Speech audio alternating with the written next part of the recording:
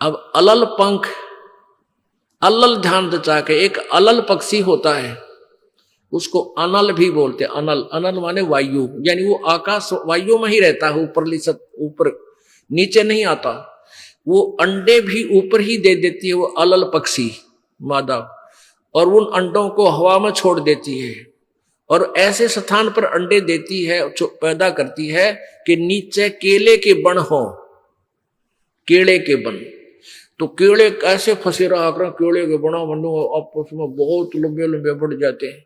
तो वहां आकाश से वो अलल पक्षी बहुत लंबा चौड़ा होता है, वो कम से कम भी सैकड़ों फुट लंबा और 50 फुट की चौड़ाई होती है। इतने बड़े बड़े पर होते हैं उसके, बहुत जबरदस्त लोहे के तौ की तरह, और पंजे होते हैं जैसे नो चमटिया की तरह, खुर जैसे बहुत जबरदस्त नाकुले, बहुत मजबूत, और 4 पैर होते हैं उसके, पक्षी होता। तो वहां से अंडे छोड़ देती है भगवान वाला है। अंडे नीचे आते हैं हवा की घर्षण से, वो परवरिश को यानी वो पक जाते हैं। और केले के अच्छे भारा भारा अंडे होते हैं, वो 2-2 दड़ी के, और ऊपर तो 1-1 दड़ी के, 5-5 किलो के, और ऊपर तो आते ही वो केलों के पत्तों पर आकर गिरते हैं। उन केलों को तोड़ते हुए सपीटते नीचे आते हैं।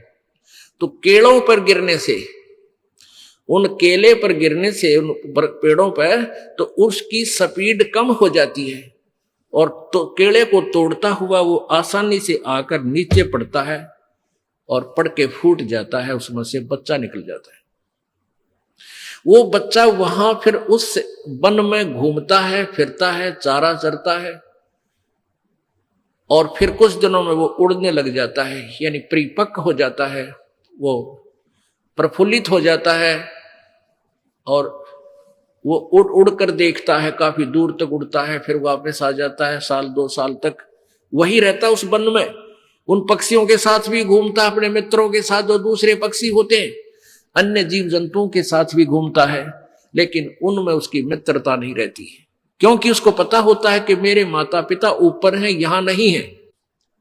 पुण्यात्मा, ये बहुत ही उत्तम ज्ञान है और छुपा हुआ ज्ञान था, ये तत्व ज्ञान है।